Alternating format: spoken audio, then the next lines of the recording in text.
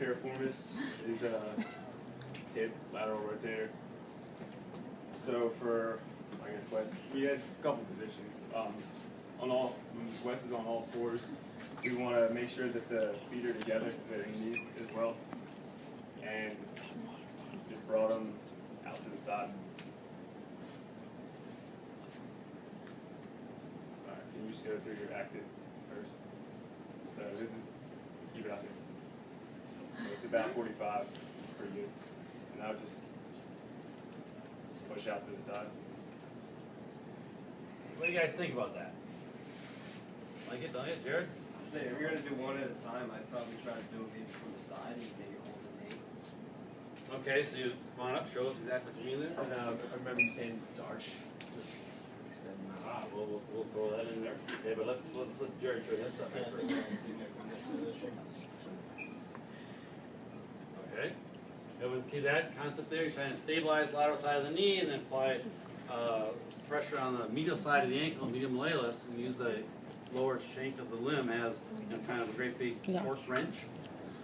Wes, you were saying something. What was that? Extend the hip. Extend the hip. The lower half. The lower half. Extend the lower back, yeah. But the hip and lower back are two adjacent. What's that, Bart? Louder. When you extend your lower back, like you get more flexion at the hip. Yeah, so let's do that. So, you know, when you actually do the 90-90 test, like this, what are you kind of looking at here? You want to make sure you go what? Gets into 90 degrees up. Go on, drop down here. Go on, keep going. Just kind of keep going. Okay, now he's getting toward flexion at the hip, okay? Because flexion at the hip, what does the piriformis do as far as its function? It's a what? Just like gluteus maximus, it's a hip extensor, medial, lateral rotator, and abductor, okay? So what happens here if Wes, now arch it back up, other arch. Yeah, there you go, arch up.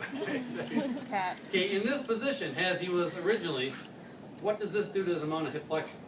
Increase or decrease? This is decreased hip flexion, right? But I say, no, Wes, come on, I'm not going to let you cheat here. Drop this down here, come on, let that rear end kind of stay there. Keep going, touch a little more. Okay, right, perfect. Okay. Now I get a nice lumbar, lordosis here, 90 degrees of flexion or more. Now what's going to happen? When Mark says, well, let's see, you got what, how many degrees last time? About 45. He's going to make it this time? Give it a shot.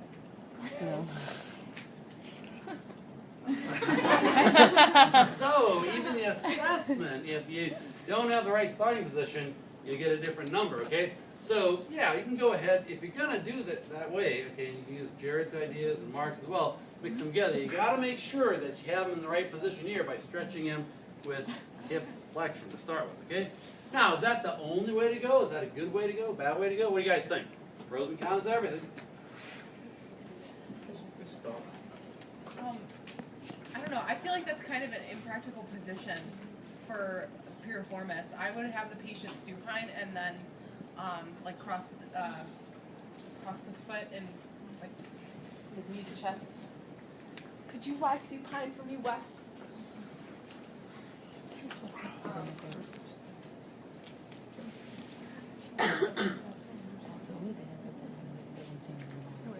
would have him bring your knee up to your chest, and then I would relax your foot, and I would kind of cross the foot, and then I would have him try to kick his ankle back out and push his knee back into my hand. So go ahead and do that. That way?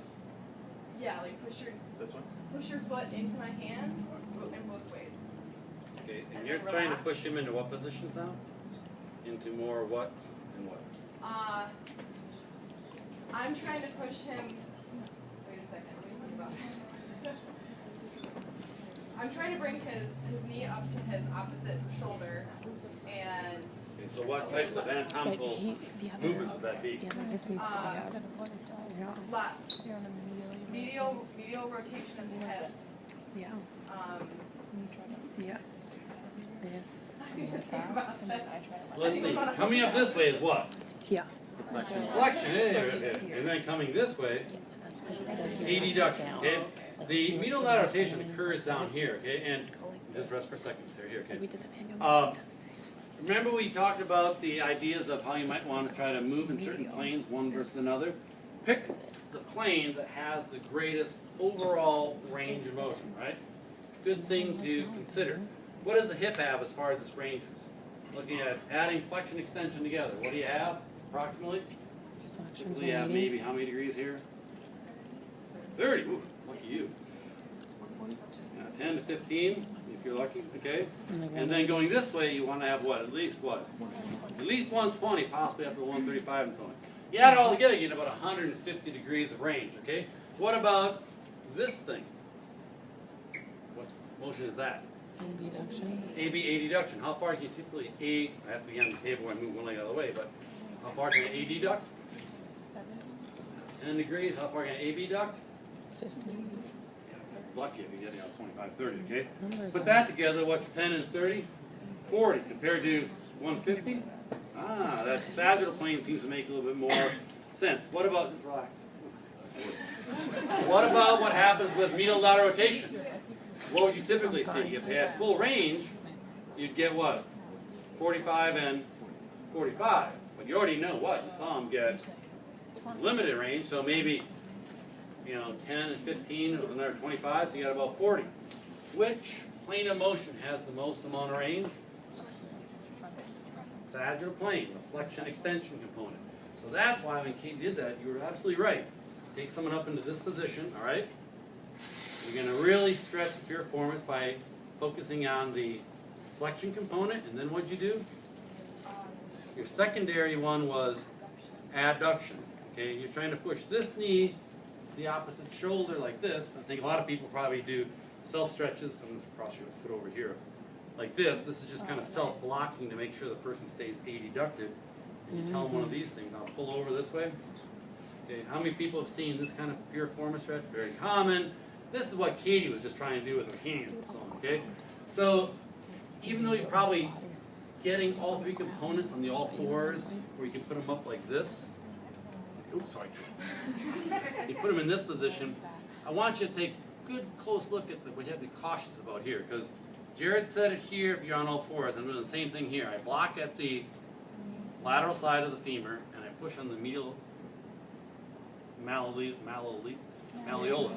Okay, as I do that, now what happens? I have this great big long segment that works as kind of a torque wrench. I'm putting a lot of stress on what part of the knee here? The medial component, okay, the medial collateral ligaments. That could end up being a bit of a problem, whereas in this position, what Katie was just showing is what? Coming up here, she's applying resistance at the distal end of the femur and getting all her force at the hip joint, not necessarily translating it across a second joint with a big long lever arm, possibly hurting the knee. So I think a lot of people will do it that exact way right there. I think it's a fairly straightforward way, but it's not to say you can't do it other ways, or maybe we don't have to do it that other ways. You guys want to add anything, or piriformis type stretches use? Okay. Last thing I would say, let's go prone here for a second, is that you may see some of these things. This goes back to what Rachel said as far as using your hands. You often see one of these, and you only do it again when you know someone's got good control of their knee. They don't have any damage there, but you might see kind of a contract, relax exercise place here because the individual is going to be dealing with you're going to use rotation in this case to stretch it. So I put the person into adduction as far as they can go. I drop the ankle out to the side. We see this as more often a assessment of what muscles for length. Prone all the way. This is gemelli, okay? But you can also work with the piriformis this way if you have to use your hand to do something. A good way to do it, you can find the PSIS here and the greater trochanter right here, okay? Halfway in between, I push down right there. I have a fairly sensitive spot. Feel that? Yeah. Okay. That, yeah, you know what that yeah is right there? Well, it's the piriformis right by the sciatic nerve, okay? And what I might be able to do here is I might go ahead and work with, applying some type of deep tissue work here, working with it. Sometimes you get those little massage, little animals with the balls and a piece of wood. You might be giving direct pressure right there, trying to relieve some type of, inadvertent spasm of the piriformis, not uncommon, and trying to then do a contract, relax, stretch it out. and then when I try to have them relax, I'm using my arm here, and the lower extremity here, the shank, has a torque lever, okay? So again, all these things are possibilities, but you have to be aware of what the situation is regarding the individual, okay?